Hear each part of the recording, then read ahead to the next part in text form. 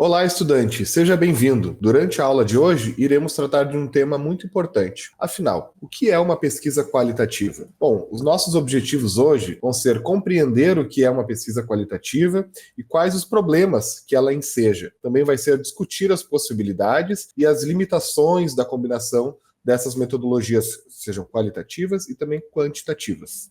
O que é uma pesquisa qualitativa? Para começar, vale entender que ela é o principal método utilizado nas ciências humanas, justamente pois ela possui uma preocupação baseada, direcionada na descrição, na explicação e também na interpretação dos fenômenos, ou seja, os fenômenos sociais eles são tratados e explorados dentro das suas singularidades. Então, ele também pode ser compreendido como um complemento aos estudos quantitativos, pois as análises qualitativas irão interpretar as quantificações, né? Podemos dizer também que o principal objetivo das pesquisas qualitativas vão ser apreender, compreender as particularidades de cada uma das culturas ou das formas de pensar dos indivíduos. E como esse método se consolidou ao longo do tempo? Podemos partir da definição de John Locke. Ele pensa na pesquisa qualitativa da seguinte forma, né? O pensamento, o conhecimento científico, ele é baseado na oposição entre objetividade e subjetividade. A ideia de Locke, então, define que o conhecimento científico possui qualidades primárias e secundárias. As qualidades primárias são aquelas que não dependem dos observadores. Elas dizem respeito ao número, às extensões, né? À quantidade das coisas no mundo. Já as qualidades secundárias são aquelas que resultam, que são resultado dos observadores, ou seja, os sentidos. Então, dessa forma, a gente percebe que já aí no século XVII, a gente tem uma primeira separação sobre um conhecimento objetivo, que é aquele alcançado através da contabilidade dos fenômenos do mundo, e um fenômeno subjetivo, que é aquele alcançado através da descrição dos observadores, ou seja, através da descrição dos sentidos do mundo, né? E esse modelo vai seguir, de certa forma, ainda preso a essas definições, até que pelo menos na década de 70, agora no século XX, a gente tem uma propagação desse modelo e uma maior definição, uma melhor definição deste método. Mas a gente percebe que existe, e mantém até hoje, essa espécie de divisão histórica entre o qualitativo e o quantitativo. Mas quais seriam, então, as suas definições, né? A definição de cada um? De um lado, a gente pode dizer que a perspectiva de que os fenômenos devem ser explicados a partir da sua quantificação pertence ao método quantitativo, ou seja, o cálculo, a sua mensuração é o que vai definir a qualidade dos objetos e dos fenômenos estudados. Por outro lado, existe a perspectiva de que esses fenômenos eles devem ser explicados contextualmente, ou seja, a partir do significado daquilo que eles representam. Com o tempo, esse método se consolida principalmente dentro das chamadas ciências humanas e, em especial, também na antropologia, o que vai gerar essa divisão histórica percebida até hoje sobre as ciências humanas e as ciências exatas. Podemos dizer, então, que existem algumas características básicas da pesquisa qualitativa a partir disso que foi mencionado aqui. Talvez a principal delas seja de que a compreensão do mundo social ela só vai se dar por meio da interpretação daquilo que as pessoas vivem, né? Ou seja, o estudo dos significados é muito importante para a pesquisa qualitativa. Não apenas dizer as qualidades dos fenômenos, dizer quantos fenômenos existem, né? Então isso requer algumas características importantes, como a proximidade com o objeto de pesquisa e uma abordagem construcionista, ou seja, uma abordagem preocupada em desenvolver, a partir dos fenômenos encontrados em campo, a partir dos indícios encontrados pelo pesquisador, desenvolver uma abordagem própria, né? Então é isso que se qualifica, é isso que vai quase sempre mostrar a importância do método qualitativo dentro das ciências humanas, e em especial na antropologia.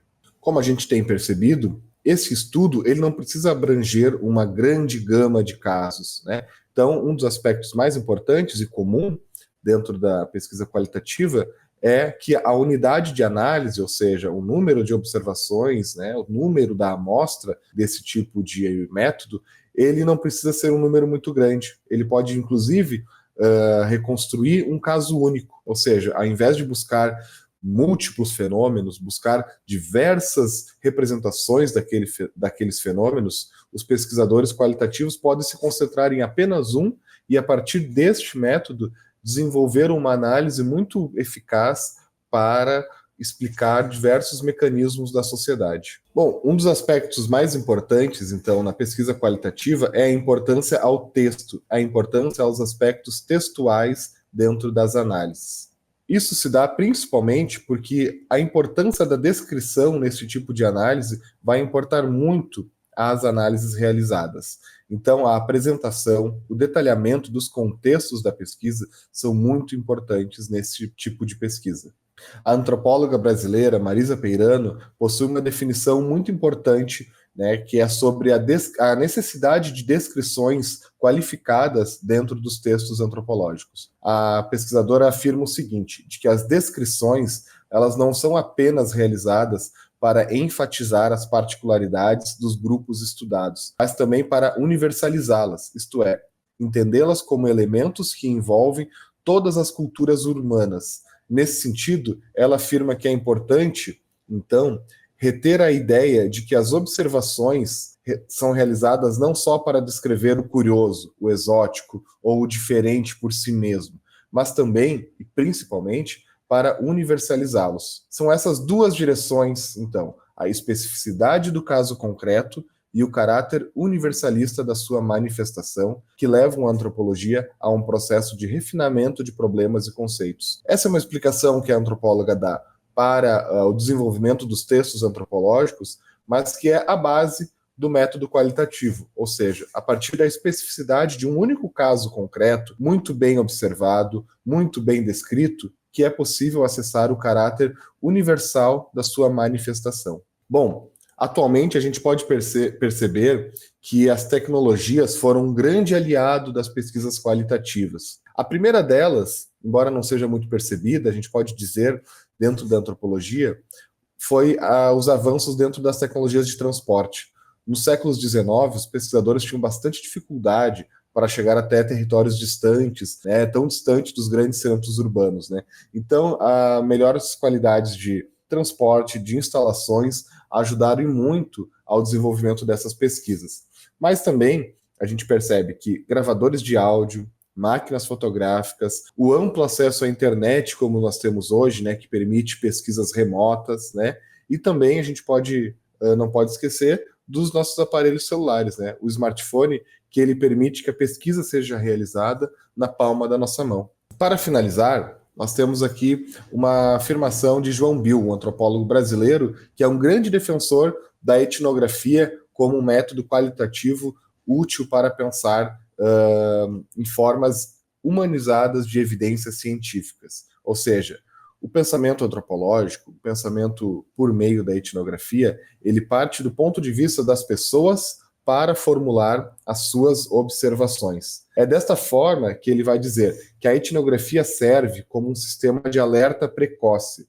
As pessoas que estão no mundo, elas reconhecem aquilo que as está incomodando. E é dentro deste lugar, dentro das suas vidas, que o trabalho etnográfico começa. Portanto, ele defende que essa posição que o antropólogo possui, dentro da trama da vida social, ela fornece uma evidência empírica muito importante, que surge diretamente ligada às preocupações urgentes e comuns que funcionam, que abalam as vidas humanas, né? Então, isso é uma grande defesa, na verdade, ao método qualitativo, justamente porque os métodos quantitativos, eles fornecem um grande número de explicações, porém, muitas vezes eles deixam de lado essas evidências humanizadas, né? Ou seja, esses dados científicos que são trazidos a partir das preocupações das pessoas, a partir do trabalho de campo, da forma como elas vivem na prática, né? Então, podemos pensar também no método qualitativo como uma forma de acessar esse conhecimento humano na sua origem, dentro da sua forma mais concreta, né? Que é a forma das pessoas vivendo no seu dia a dia. Bom, era isso. Eu espero que você tenha gostado dessa aula. Nos vemos nas próximas.